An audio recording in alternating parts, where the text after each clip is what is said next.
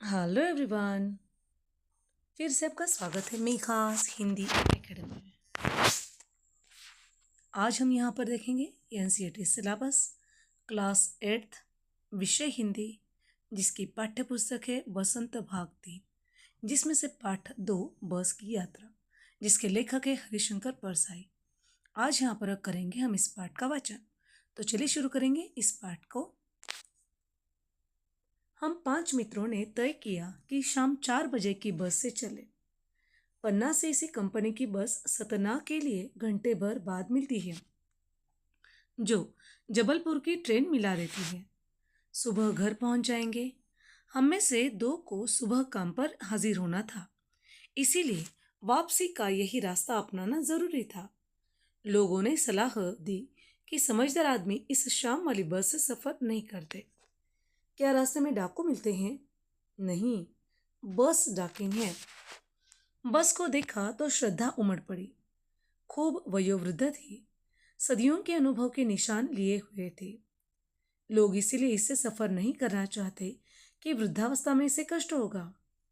यह बस पूजा के योग्य थी, उस पर सवार कैसे हुआ जा सकता है? बस कंपनी के एक हिस्सेदार भी उसी बस से जा रहे थे। हमने उनसे पूछा, यह बस चलती भी है? वह बोले, चलती क्यों नहीं है जी, अभी चलेगी। हमने कहा, वही तो हम देखना चाहते हैं। अपने आप चलती है यह? अपने आप चलती है यह? हाँ जी, और कैसे चलेगी? गजब हो गया, ऐसी बस अपने आप चलती है? हम आगा पीछा करने लगे। डॉक्टर मित्र ने कहा, डरो मत, चलो। बस अनुभवी है, नई नवेली बसों से ज्यादा विश्वसनीय है। हमें बेटों की तरह प्यार से गोद में लेकर चलेगी। हम बैठ गए। जो छोड़ने आए थे वे इस तरह देख रहे थे जैसे अंतिम विदा दे रहे हैं। उनकी आंखें कह रही थी, आना जाना तो लगा ही रहता है, आया है सो जाएगा। राजा हो, रंक हो या फकीर, आदमी को कूच करने के लिए एक निमित्त चाहिए। इंजन सचमुच स्टार्ट हो गया, ऐसा जैसे सारी बस ही इंजन है और हम इंजन के भीतर बैठे हैं। कांच बहुत कम बचे थे, जो बचे थे उनसे हमें बचना था। हम फौरन खिड़की से दूर सरक गए। इंजन चल रहा था, हमें लग रहा था कि हमारी सीट के नीचे इंजन है। बस सचमुच चल पड़ी और हमें लगा कि यह गांधी जी के असहयोग और सविनय अवज्ञा आंदोलनों के वक्त अवश्य जवान रही होंगी। उसे ट्रेनिंग मिल चुकी थी। हर हिस्सा दूसरे से असहयोग कर रहा था। पूरी बस सविनय अवज्ञा आंदोलन के दौर से गुजर रही थी। सीट का बॉडी से असहयोग चल रहा था। कभी लगता सीट बॉडी को छोड़कर आगे निकल गई है, कभी लगता कि सीट को छोड़कर बॉडी आगे भागी जा रही है। 8-10 मील चलने पर सारे भेदभाव मिट गए। यह समझ में नहीं आता था कि सीट पर हम बैठे हैं या सीट हम पर बैठी है। एकाएक बस रुक गई। मालूम हुआ कि पेट्रोल की टंकी में छेद हो गया है। ड्राइवर ने बाल्टी में पेट्रोल निकालकर उसे बगल में रखा और नली डालकर इंजन में भेजने लगा। अब मैं उम्मीद कर रहा था कि थोड़ी देर बाद बस कंपनी के हिस्सेदार इंजन को निकालकर गोद में रख लेंगे और उसे नली से पेट्रोल पिलाएंगे, जैसे माँ बच्चे के मुंह में दूध की शीशी लगाती है। बस की रफ्तार अब 15-20 मील हो गई थी। मुझे उसके किसी हिस्से पर भरोसा नहीं था। ब्रेक फेल हो सकता है, स्टीयरिंग टूट सकता है। प्रकृति के दृश्य बहुत लुभावने थे। दोनों तरफ हरे भरे पेड़ थे जिन पर पक्षी बैठे थे। मैं हर पेड़ को अपना दुश्मन समझ रहा था। जो भी पेड़ आता डर लगता कि इससे बस टकराएगी। वह निकल जाता तो दूसरे पेड़ का इंतजार करता।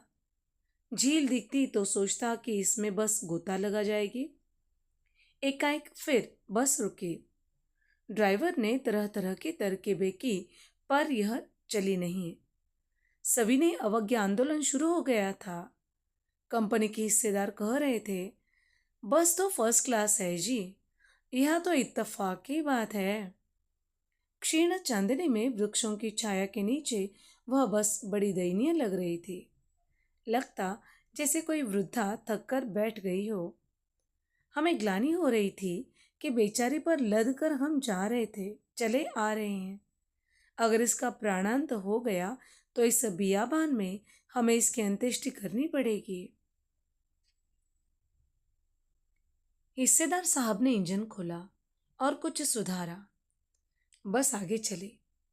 उसकी चाल और कम उसकी चाल और कम हो गई थी। धीरे धीरे वृद्धा की आंखों की ज्योति जाने लगी। चांदनी में रास्ता टटोलकर वह रेंग रही थी।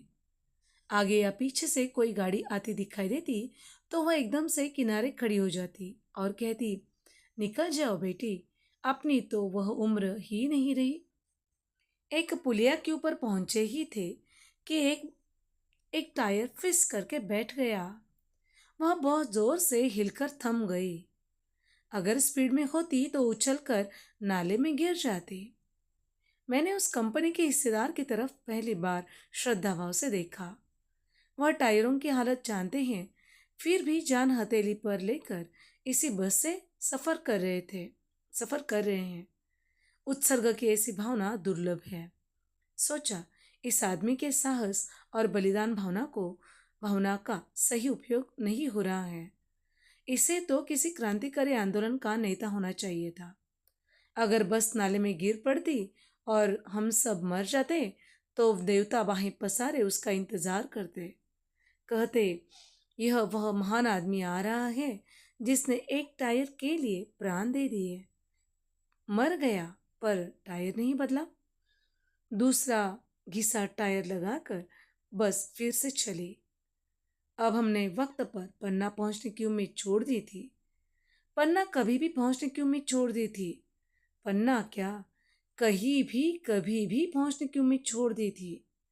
लगता था जिंदगी इसी बस में गुजारनी है और इसे सीधे उस लोक को प्रयाण कर जाना है। इस पृथ्वी पर उसकी कोई मंजिल नहीं है। हमारी बेताबी तनाव खत्म हो गया। हम बड़े इत्मीनान से घर की तरह बैठ गए। चिंता जाती रही, हंसी मजाक चालू हो गया। लेखक हरिशंकर परसाई। इस तरह से आज हमने यहाँ पर पाठ देखा, पाठ का वाचन किया, बस की यात्रा। ये एनसीईआरटी सिलेबस क्लास 8 विषय हिंदी बसंत भाग 3 जिसका पाठ्य पुस्तक में से पाठ दूसरा है, बस की यात्रा। आज हमने यहाँ पर उस पाठ का वाचन किया। आशा करती हूँ ये पाठ आपको बहुत अच्छी तरह समझ में आया होगा। तो ऐसे नए नए वीडियोस को जानने के लिए, पाने के लिए इस वीडियो को लाइक कीजिए, चैनल को सब्सक्राइब कीजिए, कमेंट बॉक्स में अपने कमेंट लिखना ना भूलें और हाँ, बेल आइकन का बटन दबाना ना भूलें ताकि कोई भी नया वीडियो सबसे पहले आपको मिले। और अपने दोस्तों के साथ इसे ज़्यादा शेयर कीजिए ताकि वो भी इस वीडियो का लाभ ले सके। तो पढ़ते रहिए, खुश रहिए, स्वस्थ रहिए। धन्यवाद।